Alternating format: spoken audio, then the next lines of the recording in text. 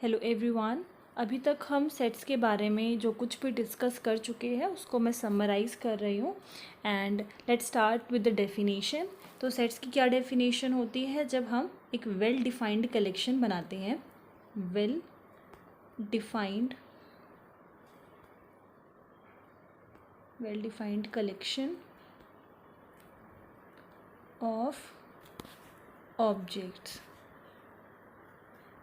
मतलब सेट में आपके जो एलिमेंट आएंगे वो एक वेल डिफाइंड होने चाहिए। उसमें जितने भी एलिमेंट्स हैं वो आप किसी प्रॉपर्टीज़ के थ्रू उसको बता सको कि इसमें ये एलिमेंट्स इस वजह से आ रहे हैं। जैसे कि फॉर एग्ज़ाम्पल अगर मैं इसको डिनोट किस तरीके से किया जाता है उसकी बात करूँ तो ए सेट में हमारे पास 1 2 3 4 ये एलिमेंट्स हैं।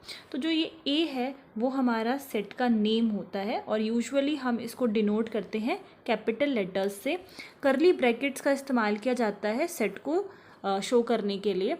आप पैरेंथेसिस या स्क्वायर ब्रैकेट्स इन सब का इस्तेमाल नहीं कर सकते। Only curly bracket is use to denote the set. बाकी इनकी बात करें तो ये हमारे पास एलिमेंट्स होते हैं, एलिमेंट्स ऑफ सेट्स।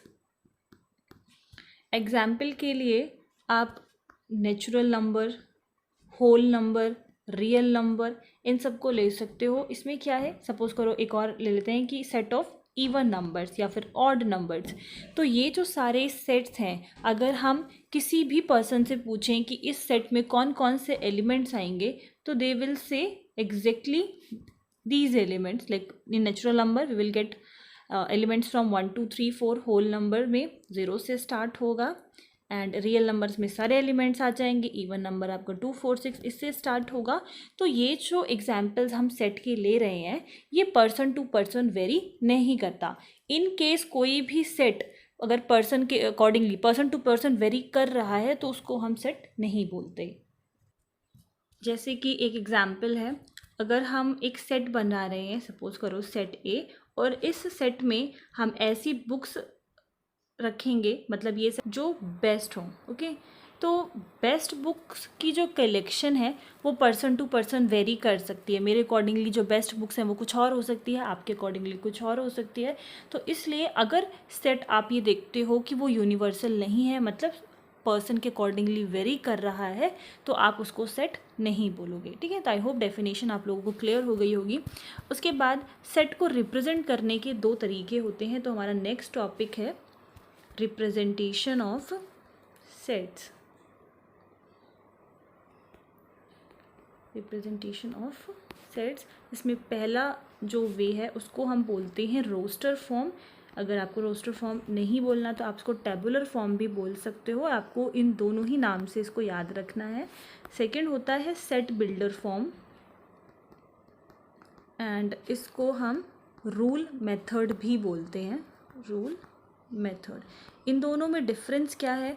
जो सबसे पहला है रोस्टर और टैबुलर फॉर्म, उसमें जो एलिमेंट्स होते हैं, मतलब एग्जांपल से आप इस चीज़ को समझिए।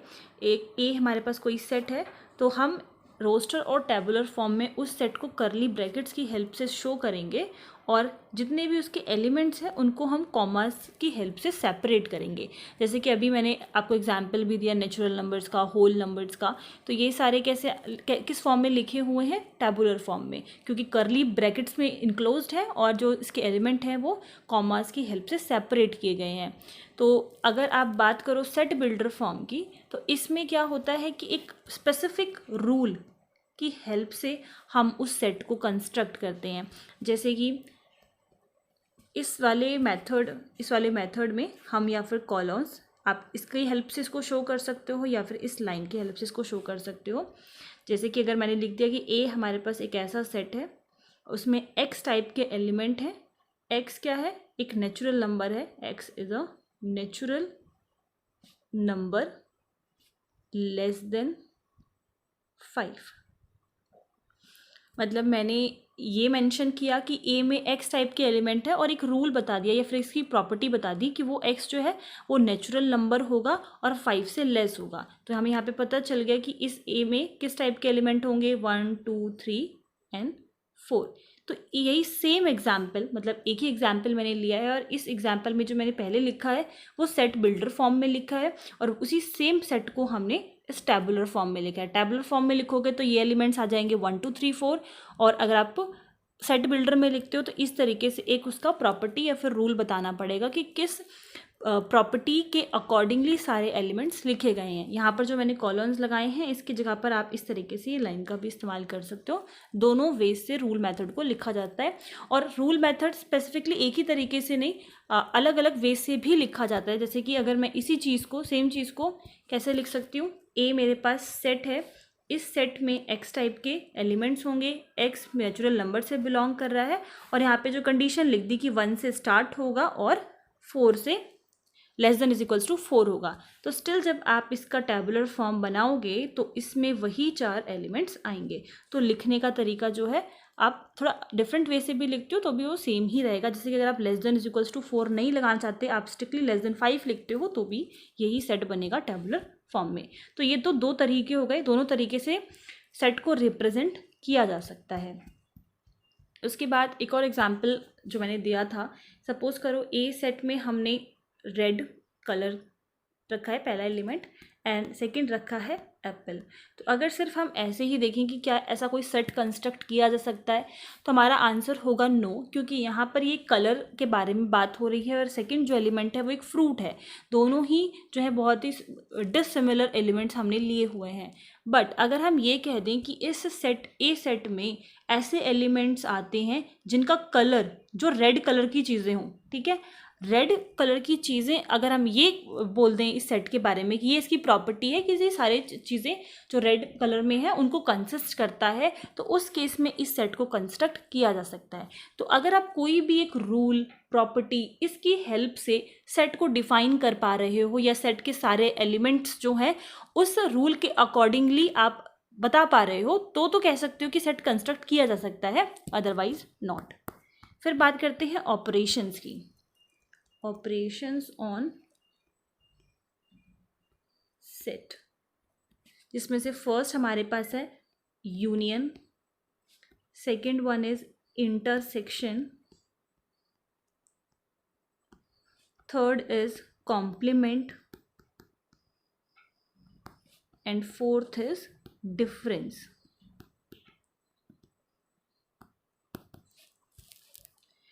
यूनियन में बहुत ही सिंपल है, आप जिस भी सेट का यूनियन बता रहे हो उसमें दोनों के एलिमेंट्स जो हैं वो इंक्लूड हो जाते हैं और उसको इस तरीके से रिप्रेजेंट किया जाता है ए यूनियन बी। यहाँ पर ये जो यू का साइन है वो यूनियन बताता है। जैसे कि ए सेट में अगर आप एलिमेंट ले रहे हो 1 2, बी सेट में आपने एलिमेंट लिया 2 3 4, तो अगर आपको ए यूनियन बी बताना है तो ये सारे एलिमेंट्स इसमें आ जाएंगे 1 2 3 4। ऐसा नहीं है कि अगर बी एलिमेंट, जैसे ए में भी आपको 2 एलिमेंट दिख रहा है और बी में भी ये 2 एलिमेंट है, तो ये नहीं है कि आपको 2 को 2 बार लिखना है, एक ही बार लिखना होता है, मतलब रिपीटिशन नहीं करना होता एलिमेंट्स का। तो यूनियन में सारे एलिमेंट्स जो है वो कंसिडर किए जाते हैं। अगर मैं इसके वेन डायग्राम की बात करूँ तो ये आपका पूरा यूनिवर्सल सेट हो जाएगा, ये सेट ए हो जाएगा, ये सेट बी हो जाएगा, और वेन डायग्राम जो बनता है यूनियन का उसमें ए के भी सारे एलिमेंट्स आते हैं और बी के भी सारे एलिमेंट्स आते हैं। जो मैंने भी रेड से मार्क किया है ये हमारा रिप्रेजेंट करता है वेन डायग्राम में ए यूनियन बी। ये जो मैं वर्ड इस्तेमाल कर रही हूँ वेन डायग्राम, वो क्या होता है, जब आप इस तरीके से सर्कल, जो मैंने सेट डिफाइन किए हुए हैं सर्कल की फॉर्म में ए एंड बी, जब आप इन सर्कल की फॉर्म से सेट को डिफाइन करते हो तो ऐसे डायग्राम्स को बोला जाता है वेन डायग्राम। अब जो मैंने एग्जाम्पल दिया है अगर आप उसका वेन डायग्राम बनाना चाहो तो ये हमारा यूनिवर्सल सेट हो गया, ये हमारा सेट ए हो गया, ये सेट बी हो गया। किस तरीके से डिफाइन करेंगे, इसमें है 2 एलिमेंट्स, एक है 1 दूसरा है 2 हम देख रहे हैं कि बी में भी है, तो ये जो इंटरसेक्शन वाला पार्ट है, ये जो पार्ट आप देख रहे हो ये इसका इंटरसेक्शन पार्ट होता है। इंटरसेक्शन बोलने का मतलब है वो कॉमन पार्ट जो ए में भी हो और बी में भी हो, तो आप उसी एलिमेंट को यहाँ पर लिख सकते हो जो दोनों में प्रेजेंट हो। सपोज करो इस एग्जाम्पल में 2 ऐसा एलिमेंट है जो दोनों में प्रेजेंट है, तो आप इस इंटरसेक्शन वाले पार्ट में उसको लिखोगे। 1 सिर्फ ए वाले पोर्शन में रहेगा, बी जो है वो इस वाले पोर्शन में रहेगा। आप इसको आगे पीछे, मतलब बी का एलिमेंट अगर है तो बी में ही लिखना है, ए में आप नहीं लिख सकते क्योंकि सिर्फ ये बी में ही है, ए में नहीं है। अगर कोई एलिमेंट दोनों में दिख रहा है तो ये जो इंटरसेक्शन वाला पार्ट है इसमें आप उस एलिमेंट को लिखेंगे, आप उसको ए या फिर बी में अलग अलग नहीं लिख सकते। तो ये वेन डायग्राम हो गया इस स्पेसिफिक एग्जाम्पल का। बाकी यूनियन में आप इस सारे एलिमेंट्स को इंक्लूड करते हो जो ए में भी हो और जो बी में भी हो। नेक्स्ट है इंटरसेक्शन। ये जो टॉपिक हम डिस्कस कर रहे हैं ऑपरेशंस ऑन सेट का, तो आप कौन कौन से ऑपरेशंस इस पे अप्लाई कर सकते हो। एक तरीके से ये जो यूनियन, इंटरसेक्शन, कॉम्प्लीमेंट, डिफरेंस है, ये ऑपरेशंस कहलाते हैं। इंटरसेक्शन मैंने अभी आपको जस्ट बताया। जैसे इसी एग्जाम्पल में हम बात करें, इंटरसेक्शन को डिनोट करने का जो रिप्रेजेंट करने का तरीका होता है वो ये होता है, हम जो यू का साइन है वो इस तरीके से बना देते हैं अपोजिट डायरेक्शन में। तो ये जो यूनियन है और इंटरसेक्शन है, दोनों ही लेफ्ट एंड राइट साइड पे हम सेट्स को लिखते हैं, ठीक है। और इंटरसेक्शन में वो कॉमन एलिमेंट लिखते हैं जो ए में भी होता है और बी में भी होता है। इसका वेन डायग्राम, इस एग्जाम्पल का वेन डायग्राम, लाइक अगर आपको इंटरसेक्शन निकालना है so you will write A intersection B और इसमें एलिमेंट आ जाएगा 2। और इसका जो वेन डायग्राम है वो कुछ इस तरीके से रिप्रेजेंट होगा। ये यूनिवर्सल सेट हो गया और ये हो गया आपके पास set A and set B. और ये जो पोर्शन है इंटरसेक्शन का, इसको हम डिनोट करते हैं ए इंटरसेक्शन बी की हेल्प से। यहाँ पर ये जो कैपिटल यू है वो एक यूनिवर्सल सेट है, उसकी डेफिनेशन भी अभी हम डिस्कस करेंगे। तो ये हो गया आपके पास Venn diagram of A intersection B. और एग्जाम्पल का अगर आपको वेन डायग्राम चाहिए तो यही सेम बनेगा, मतलब ये जो पोर्शन है 2 वाला यही आता है इसके इंटरसेक्शन में। कॉम्प्लीमेंट की अगर हम बात करें तो कॉम्प्लीमेंट में क्या होता है कि अगर ये आपका यूनिवर्सल सेट है एंड ये आपका सेट ए है, रिप्रेजेंट करने का क्या तरीका होता है, ए के ऊपर अगर ऐसे आप बार लगा देते हो तो वो चीज़, वो सेट कहलाता है कॉम्प्लीमेंट ऑफ ए। सपोज करो आप बी के कॉम्प्लीमेंट की बात करो तो बी पे डैश लगा दोगे तो बी का कॉम्प्लीमेंट कहलाएगा। और उसमें एलिमेंट्स कौन से होते हैं, जो ए में एलिमेंट्स नहीं होते वो हम लेते हैं उसके कॉम्प्लीमेंट में। कॉम्प्लीमेंट का मतलब जस्ट उसका अपोजिट, जो एलिमेंट्स ए में नहीं होंगे वो उसके कॉम्प्लीमेंट में होंगे। अगर आप इसको सेट की फॉर्म में लिखना चाहते हो तो ए कॉम्प्लीमेंट में किस टाइप के एलिमेंट होते हैं, एक्स टाइप के एलिमेंट होते हैं। और वो एक्स एलिमेंट किसके होते हैं, यूनिवर्सल सेट से बिलोंग करते हैं, पर किस में बिलोंग नहीं करते, ए में बिलोंग नहीं करते, ठीक है। तो जब एग्जाम में अगर कॉम्प्लीमेंट ऑफ अ सेट की डेफिनेशन आती है तो मेक श्योर कि आप उसका वेन डायग्राम बनाएं, इस तरीके से सेट को रिप्रेजेंट करें और डेफिनेशन की फॉर्म में ये लिखें कि ए कॉम्प्लीमेंट एक ऐसा सेट होता है जिसमें एक्स टाइप के एलिमेंट आते हैं। एक्स जो है यहाँ पर यूनिवर्सल सेट का एलिमेंट होता है, बट एक्स किसका एलिमेंट नहीं होना चाहिए, सेट ए का एलिमेंट नहीं होना चाहिए। आप खुद देख सकते हो, अगर यहाँ पे जो ये मैंने वेन डायग्राम बनाया है, यूनिवर्सल सेट बना लेते हैं यू, दिस इज सेट ए। अगर आप ये बोल रहे हो कि सेट, ये आपका जो ये वाला एरिया है वो ए कॉम्प्लीमेंट है, ठीक है। अगर हम कह रहे हैं कि ये जो ए में एक्स एलिमेंट बिलोंग कर रहा है, सो एक्स बिलोंग्स टू ए। अगर एक्स ए में बिलोंग कर रहा है तो बहुत ऑब्वियस है कि ये एक्स जो है वो ए कॉम्प्लीमेंट में बिलोंग नहीं करेगा। ये जो ए होता है और ए कॉम्प्लीमेंट होता है, दोनों का इंटरसेक्शन फाई के बराबर होता है।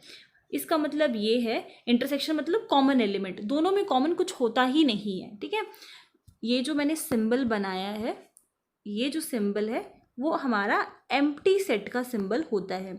इस सेट को हम नल सेट भी बोलते हैं, वॉइड सेट भी बोलते हैं, और ये जो एम्प्टी सेट है इसको हम सिर्फ करली ब्रैकेट्स की हेल्प से भी शो करते हैं। एम्प्टी मतलब खाली, एक ऐसा सेट जिसमें कोई एलिमेंट्स ही ना हो उसको कहा जाता है एम्प्टी सेट, ठीक है। इसके लिए हम नल, वॉइड का इस्तेमाल भी करते हैं। तीनों का मतलब सेम ही है। आप कभी भी दोनों को ऐसे सेम मतलब मर्ज करके नहीं लिख सकते, ये एक गलत डिनोशन हो जाएगी एम्प्टी सेट की। या तो सिंपल आप करली, ऐसे ब्लैंक करली ब्रैकेट्स बना दो, ये रिप्रेजेंट करेगा कि सेट तो है बट इसमें कोई एलिमेंट्स नहीं है। या तो सिंपल आप फाई का इस्तेमाल कर सकते हो, क्लियर। तो जब आप ये लिखते हो कि ए का इंटरसेक्शन ए के कॉम्प्लीमेंट के साथ फाई है, तो आप ये बोलना चाह रहे हो कि दोनों में से जो दोनों ए है और ए कॉम्प्लीमेंट है, दोनों में कोई भी एलिमेंट्स कॉमन नहीं है।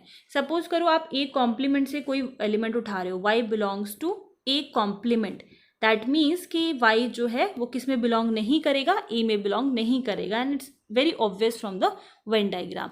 ए में है तो ए कॉम्प्लीमेंट में नहीं होगा, और ए कॉम्प्लीमेंट में है तो ए में नहीं होगा। वेन डायग्राम के लिए आप ये इस्तेमाल, मतलब ये वाला वेन डायग्राम आप बना सकते हो एंड एग्जाम्पल ये दे सकते हो कि सपोज करो यूनिवर्सल सेट में 6 तक एलिमेंट्स हैं और जो ए सेट है उसमें 1 और 2 एलिमेंट्स हैं, मतलब ये यूनिवर्सल सेट हो गया, इसमें आपके पास 1 2 3 4 5 6 ये सारे एलिमेंट्स हैं। तो ए सेट में 1 2 है, मतलब ये आपका सेट बन गया ए। अब आपको एक कॉम्प्लीमेंट अगर निकालना है तो आपको कौन से एलिमेंट नहीं लेने, 1 2 नहीं लेना, क्योंकि ए कॉम्प्लीमेंट जो है वो ये वाला एरिया है। तो आपको सिर्फ ए कॉम्प्लीमेंट वाले एलिमेंट्स नहीं लेने, बाकी सारे एलिमेंट्स लिए जा सकते हैं। तो ए कॉम्प्लीमेंट में कौन से एलिमेंट्स आ जाएंगे, 3 4 5 एंड 6, ये सारे एलिमेंट हो जाएंगे ए कॉम्प्लीमेंट के। तो जब भी आपको डेफिनेशंस पूछी जाए, चाहे यूनियन का है, इंटरसेक्शन का है या कॉम्प्लीमेंट का है, तो आप क्या कर सकते हो, सबसे पहले तो उसकी डेफिनेशन लिखो।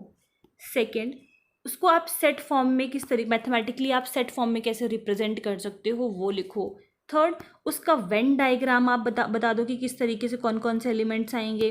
फोर्थ, आप उसका एग्जाम्पल दे दो। एंड फिफ्थ, जो आपने एग्जाम्पल दिया है आप उसका वेन डायग्राम बता दो। जब आप ये सारी चीज़ें बता देते हो तो आई डोंट थिंक कि कोई भी चीज़ अब रह जाती है जो आप उस सेट के बारे में डिफाइन नहीं कर रहे। ये फुल इन्फॉर्मेशन है किसी भी सेट के बारे में। अगर और ज़्यादा जो मार्क्स का क्वेश्चन बन रहा है वो, अगर कोई भी 2-3 मार्क्स का क्वेश्चन है तो सेट की definition and example are sufficient. But इनके ज़्यादा मार्क्स का है तो और भी बहुत सारी चीज़ें इंक्लूड की जा सकती हैं, जैसे उसकी प्रॉपर्टीज़ के बारे में इंक्लूड किया जा सकता है, थोड़ा सा उसको और एक्सप्लेन किया जा सकता है। जो आप एग्जाम्पल दे रहे हो उसको और आप एक्सप्लेन कर सकते हो, कोई रियल लाइफ एग्जाम्पल दे सकते हो सेट्स का। तो ये सारी जो चीज़ें हैं वो एक फुल एक्सप्लेनेशन के साथ एक क्वेश्चन को, एक डेफिनेशन को डिफाइन करती हैं। उसके बाद लास्ट है डिफरेंस। डिफरेंस किस तरीके से डिनोट होता है, नाम से ही पता चल रहा है। आप दो सेट्स का जब डिफरेंस निकाल दो, या तो a माइनस बी बोलो या b माइनस ए बोलो, ये क्या बोल रहे हो कि ये एक सेट का डिफरेंस है, ठीक है, सब्ट्रैक्शन जिसे बोला जाता है एक तरीके से। तो अगर आप a माइनस बी की बात कर रहे हो तो जो इसका वेन डायग्राम से चीज़ों को समझाना बहुत ज़्यादा आसान होता है। तो ये सेट a हो गया, ये सेट b हो गया। When you are saying a minus b, that means you have to take elements of a, but it should not have elements of b.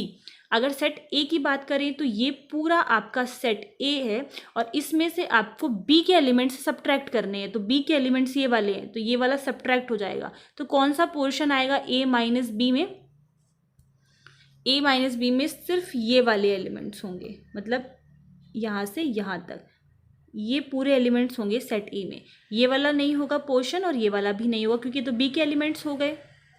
और ये वाला पार्ट इसलिए स्किप किया है क्योंकि इसमें बी के एलिमेंट्स आ रहे हैं, ठीक है। तो सिर्फ इतना पोर्शन जो होता है ये वाला पोर्शन ही होता है ए माइनस।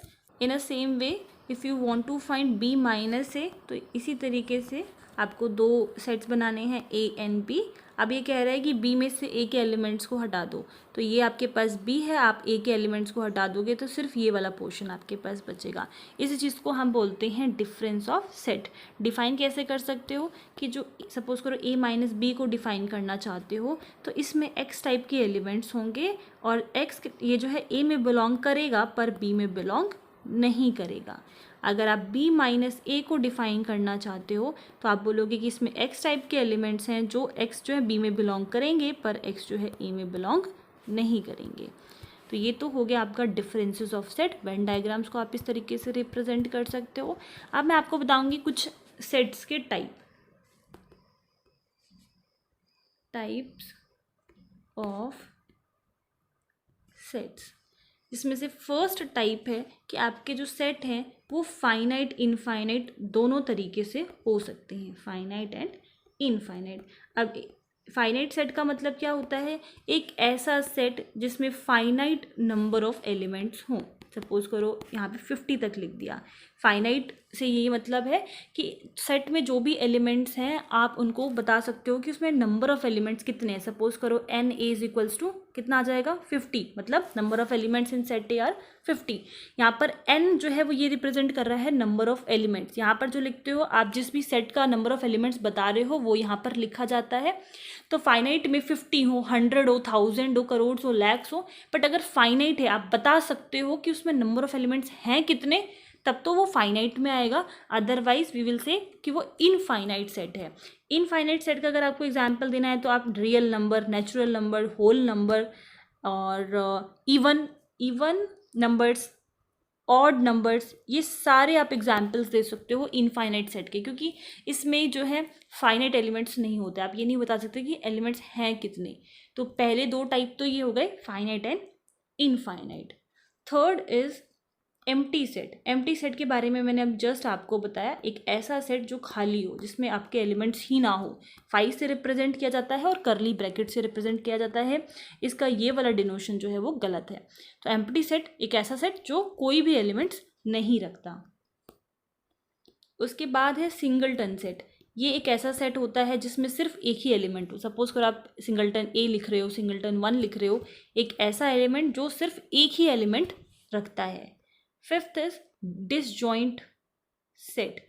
डिसजॉइंट का मतलब होता है कि अगर आप आपके पास एक सेट है ए, दूसरा सेट है बी, इन दोनों सेट्स को आप डिसजॉइंट तब बोलोगे जब इन दोनों के इंटरसेक्शन में एक भी एलिमेंट ना हो। A intersection B is equals to 5, कोई भी कॉमन एलिमेंट ना मिले। अगर इसको वेन डायग्राम से समझना है तो ये आपके पास हो गया यू, ये हो गया सेट ए, ये हो गया सेट बी। नहीं, ये तो आपका डिसजॉइंट सेट नहीं है। अगर डिसजॉइंट सेट बनाना है तो दोनों में कोई भी इंटरसेक्शन पार्ट नहीं रखना। ये हो जाएगा ए, ये हो जाएगा B, this is universal set. तो आप देख सकते हो कि ए एंड बी में डिफरेंस है, दोनों में कोई भी एलिमेंट्स कॉमन नहीं है, तो ऐसे सेट्स को बोला जाता है डिसजॉइंट सेट। अगर आप इस तरीके से बना देते हो तो ये डिसजॉइंट सेट नहीं होता, क्योंकि इसमें इंटरसेक्शन पार्ट आपको मिल रहा है। और हम क्या कहते हैं कि इंटरसेक्शन पार्ट किसके बराबर होना चाहिए? 5 के बराबर, मतलब कि कोई भी कॉमन एलिमेंट होना ही नहीं चाहिए। यहाँ पर आप देख सकते हो आपको कॉमन एलिमेंट मिल रहा है, दैट्स वाई ये डिसजॉइंट सेट नहीं है। उसके बाद हमने अभी यूनिवर्सल सेट के बारे में बहुत बार देखा। इवन जब हम वेन डायग्राम बना रहे हैं तो हम यूनिवर्सल सेट ही बोल रहे हैं।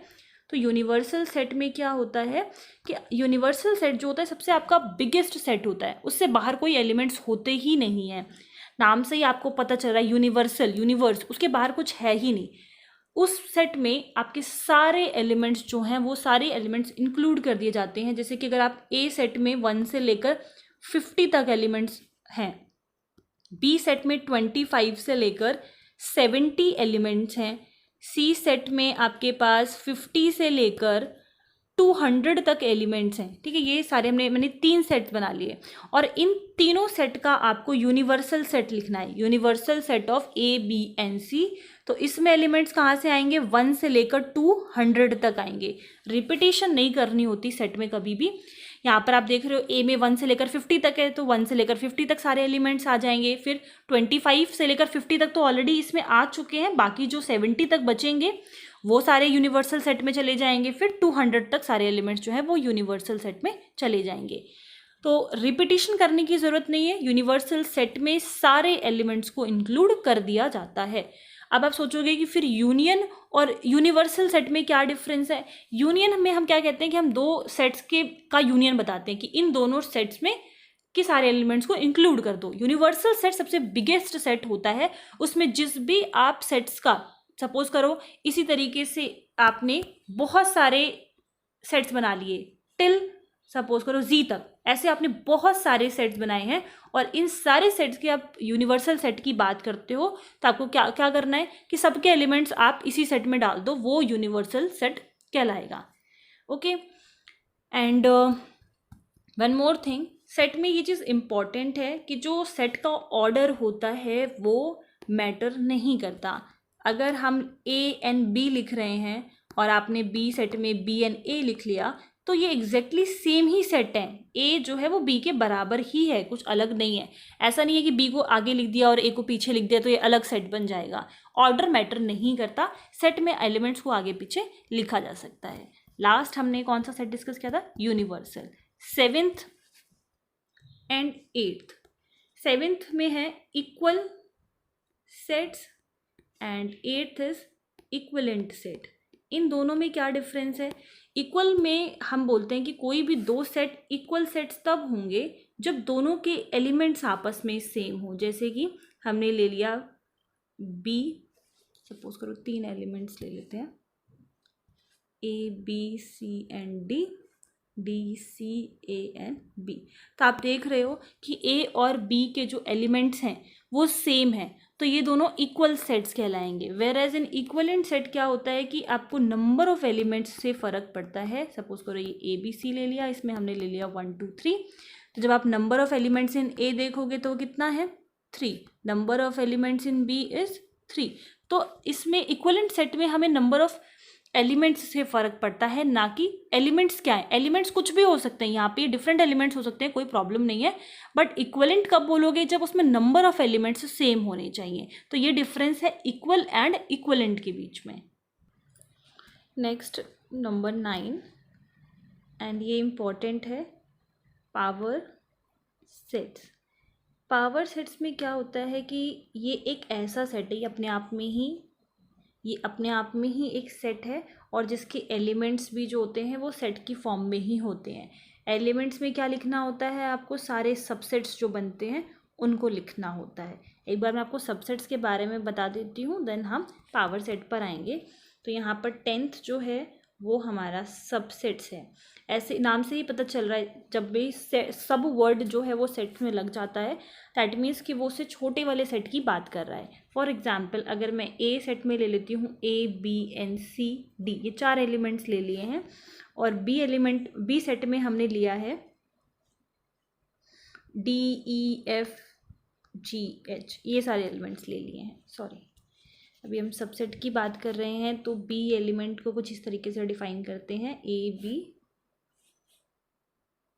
सी डी ई एफ। तो आप ये देख सकते हो ए के सारे एलिमेंट्स जो हैं वो किसके अंदर कंटेंट है, बी के अंदर। तो इसको ए को हम बोलेंगे कि ये सबसेट है, एंड बी को हम ये बोलेंगे कि ये सुपर सेट है। सुपर सेट जो होता है वो बड़ा सेट होता है, सबसेट जो होता है वो छोटा वाला सेट होता है। सबसेट्स आगे फर्दर हमारे पास 2 टाइप के होते हैं। पहला होता है प्रॉपर सबसेट, दूसरा होता है इम्प्रॉपर सबसेट। प्रॉपर में क्या होता है कि हम इस तरीके से जब आप सिर्फ बनाते हो तो आप बोलते हो कि ये प्रॉपर सबसेट है, और इम्प्रॉपर में इसके नीचे इक्वल का भी साइन लग जाता है। दोनों में डिफरेंस क्या है, जैसे कि एक हम सेट ले लेते हैं ए, इस सेट में हमने 2 एलिमेंट्स बना लिए, 2 एलिमेंट्स हैं इस सेट में। पहला जो सबसेट हमने लिया वो है एम्प्टी सेट। एम्प्टी सेट हमेशा हर एक सेट का सबसेट होता है। हर एक सेट में आपको एम्प्टी सेट मिलेगा ही मिलेगा। एम्प्टी सेट का मतलब ही क्या है कि कैसा सेट जिसमें कोई एलिमेंट्स ही नहीं है। तो एम्प्टी सेट जो नल सेट होता है वो हमेशा सबसेट होता है। अगर मैं सिर्फ सिंगलटन ए की बात करूं तो सिंगलटन ए भी क्या है, एक सेट है। करली ब्रैकेट्स जहाँ लग गए वो तो सेट ही होता है। तो करली यहाँ पे जो सिंगलटन ए है वो इसका सबसेट है, सिंगलटन बी भी इसका सबसेट है। अगर मैं ए बी लिखूँ तो ये भी इसका एक सबसेट है। अब आप ये सोच रहे होगे कि सबसेट किस तरीके से है, इसमें तो वही दोनों एलिमेंट्स आ गए, ये तो बिल्कुल बराबर है। तो आपको ये रिजल्ट हमेशा याद रखना है कि एक सेट हमेशा खुद का सबसेट होता है। ओके, तो ये जो सेट ए जो सेट है ये खुद का भी एक सबसेट ही है। तो ये 4 सबसेट्स जो हैं हमारे पास पॉसिबल है। ये जो सेट मैंने लिए हैं ए एंड बी, इन दोनों सेट्स को बोला जाता है प्रॉपर सबसेट, जिसको हम इस तरीके से कंटेन्ड इन वाले सिंबल से शो करते हैं। बाकी जो ये 5 वाला मतलब एम्प्टी सेट, और ये जो फुल सेट होता है ये तो आपके पास हो गया empty set, and this is full set. तो ये जो दोनों सेट आपके पास हैं, इन सबसेट्स को कहा जाता है इम्प्रॉपर सबसेट। अब आप डेफिनेशन कुछ इस तरीके से समझिए। सबसेट का क्या मतलब है कि उससे छोटा सेट, और प्रॉपर मतलब है कि जो प्रॉपरली उसका सबसेट हो। इम्प्रॉपर में क्या है कि आपके 2 ही सेट हमेशा आते हैं, या तो एम्प्टी सेट भी एक इम्प्रॉपर सेट कहलाता है, और जो फुल सेट मतलब जिस भी सेट का आप सबसेट बता रहे हो उसको, मतलब ये बिल्कुल एग्जैक्टली इसी के बराबर है। तो फुल सेट और एम्प्टी सेट हमेशा इम्प्रॉपर सबसेट होते हैं, इसीलिए हम ये वाला सिंबल लगाते हैं। ये 2 साइन से मिलकर बना है, मतलब एक तो कंटेन्ड इन, दूसरा इक्वल आपको ये मतलब इक्वल इस वजह से लगाते हैं क्योंकि फुल सेट कंटेन करता है, और एम्प्टी सेट की वजह से कंटेन्ड इन वाला सिंबल लगाते हैं। तो ये जो 2 सबसेट्स के बीच का डिफरेंस है। अब जितने भी ये वाले सेट होंगे जो प्रॉपरली उसके सबसेट होंगे, मतलब बराबर भी नहीं हो और एम्प्टी भी नहीं हो, वो तो सारे प्रॉपर सबसेट में चले जाएंगे। बट इम्प्रॉपर में एम्प्टी सेट और फुल सेट, बस यही दोनों सेट हमेशा आते हैं। यहाँ पे जो मैं बार बार बिलोंग्स टू का सिंबल इस्तेमाल कर रही हूँ, और एक कंटेन्ड इन, मतलब इसका मतलब होता है बिलोंग्स टू और इसका मतलब होता है कंटेन्ड इन, जो हम सबसेट के टाइम पे इसका इस्तेमाल करते हैं। दोनों में डिफरेंस क्या होता है कि ये जो एप्साइलन कह रही हूँ, बिलोंग्स टू वाला है, ये एलिमेंट के लिए इस्तेमाल होता है जब आप ये बताना चाह रहे हो कि this particular element belongs to this particular set. Contained in हम इस्तेमाल करते हैं जब दोनों तरफ हमें सेट की बात करनी है, यहाँ पर भी एक सेट रहेगा, यहाँ पर भी एक सेट रहेगा।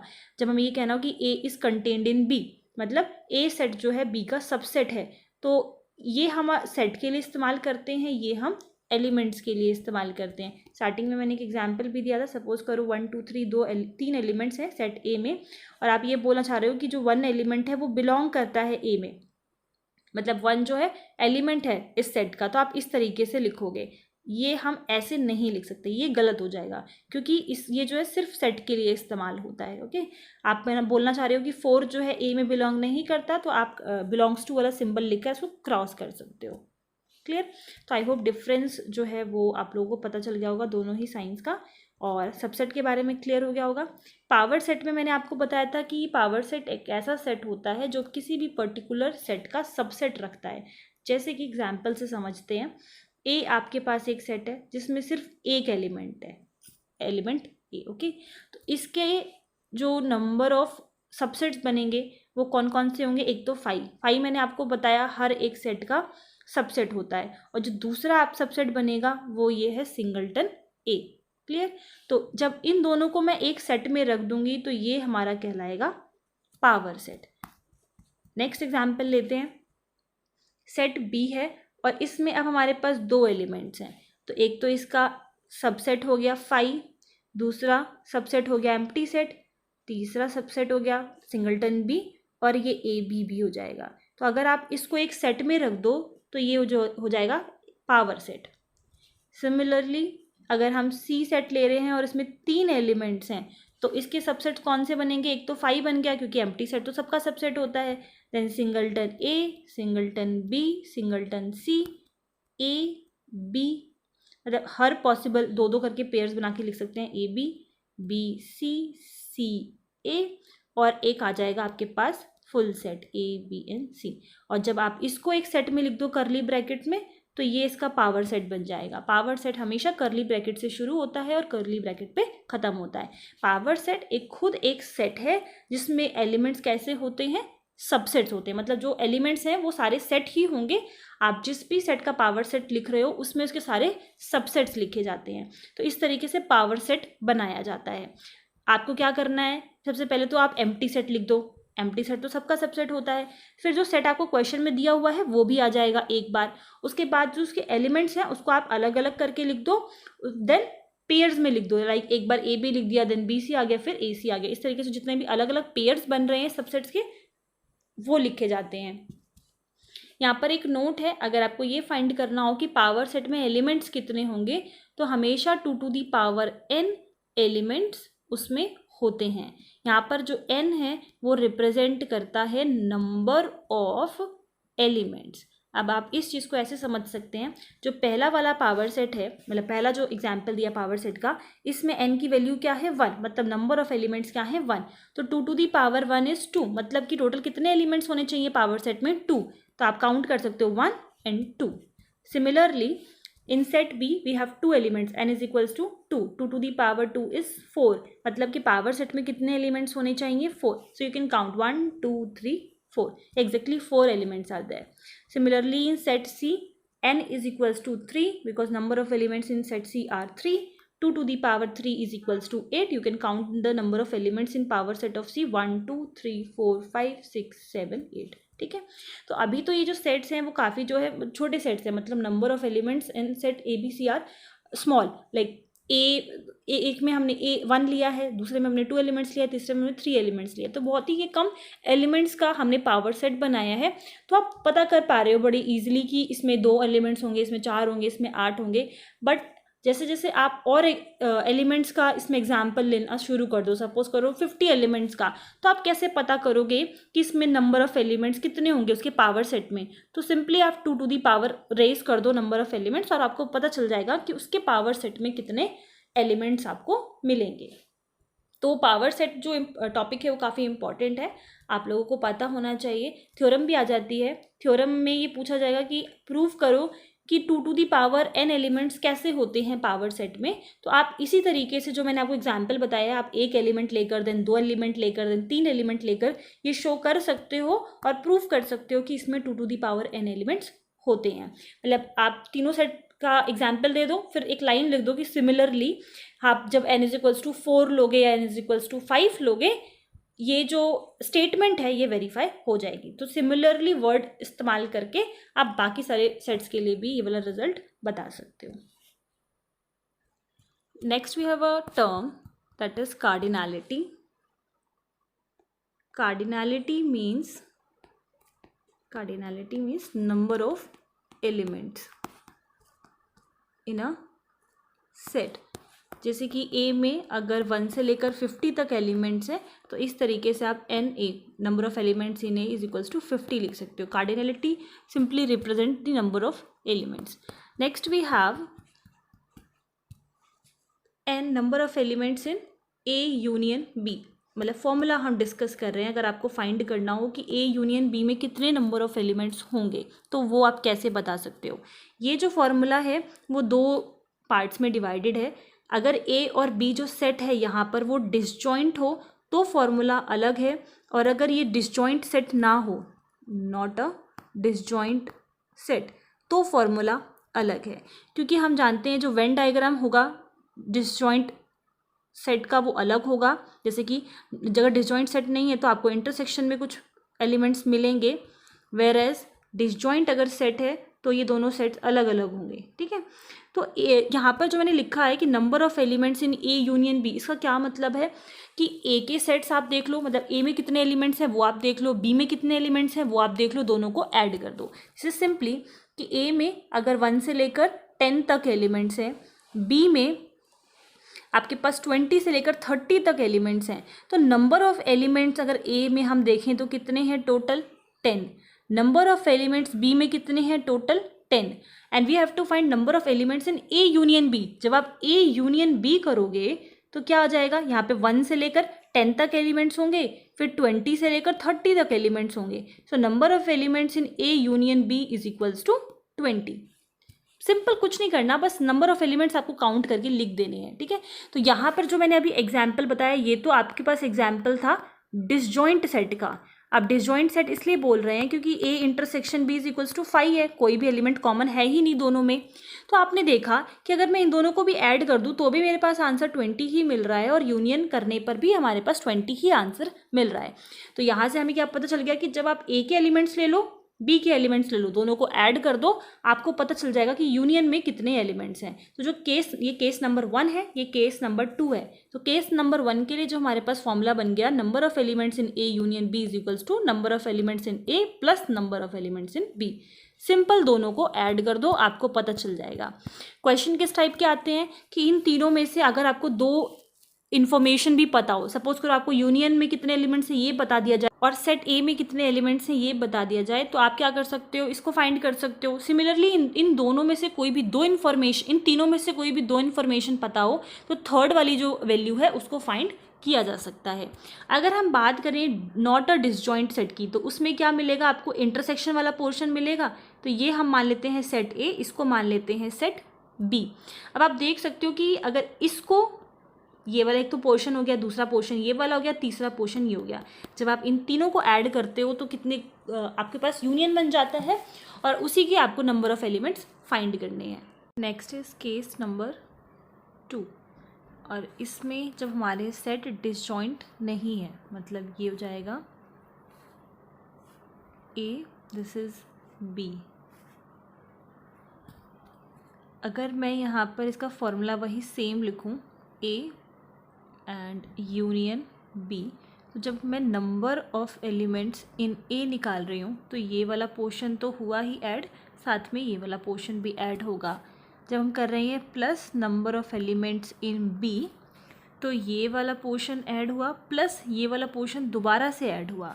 तो आपने देखा कि जो ये बीच वाला पोर्शन है ये 2 बार ऐड हो रहा है, इसलिए हम क्या करेंगे, एक बार इसको सब्ट्रैक्ट कर देंगे, मतलब इसके इंटरसेक्शन वाले पार्ट को एक बार सब्ट्रैक्ट करेंगे, क्योंकि ये वाला पोर्शन ट्वाइस टाइम रिपीट हुआ है। जब हमने n के एलिमेंट्स को लिया तब भी आया था, और जब हमने b के एलिमेंट्स को लिया तब भी आया था, इसलिए हम क्या करेंगे, एक बार इसका इंटरसेक्शन जो है वो सब्ट्रैक्ट कर देंगे। तो ये वाला फॉर्मूला आपको कब इस्तेमाल करना है, जब ये गिवन हो कि दोनों sets a and b disjoint नहीं है, मतलब दोनों का इंटरसेक्शन फाई के बराबर नहीं है।